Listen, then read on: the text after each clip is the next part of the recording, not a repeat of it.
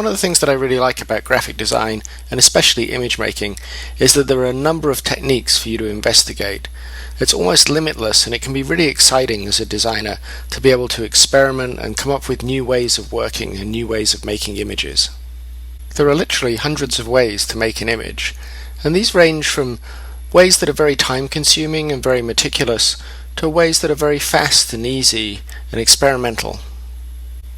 I'm really interested in the idea of creative, inventive making. Right now there's a million images online. Pretty much anything that you want is out there, and a pretty good image of almost anything that you can imagine. So what's going to make your images different? What's going to make them compelling? You could spend a lot of time meticulously making an image, or you could create a process that's much more inventive, one that's going to generate images that perhaps aren't already out there, that nobody has seen before. I would encourage you to try making in a lot of different ways. Try different techniques and different processes, whether that's things that are digital and on the computer, or whether it's things that are done by hand, or a mix of the two of them. Eventually it'll be really useful to spend some time refining some of these images and really mastering a technique, but for now it's much more about generation and about iteration, trying to make a lot of things, have fun, and get some kind of energy and enthusiasm going in your image making.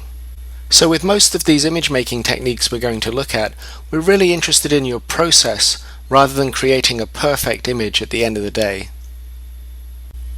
So how do you get started?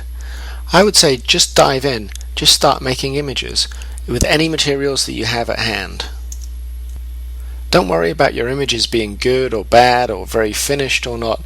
Just make something. The worst that's going to happen is you make an image and then you can refine it or react to it, but at least you'll be making. A good idea is to start out simple. Just basic shapes, easy line drawings, simple materials and simple form. Not everybody can make an image that's as complex or maybe takes as much formal skill as this, but anybody with even basic drawing skills can make an image that works like this one.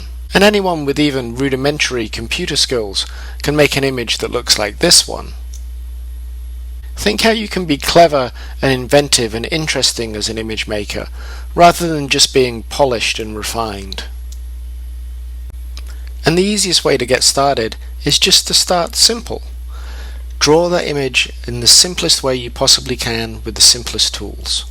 So here you can see the image of the apple is reduced to a single circular form and with a stalk and a leaf, and the color plays a very important signifying role for us to recognize it as an apple.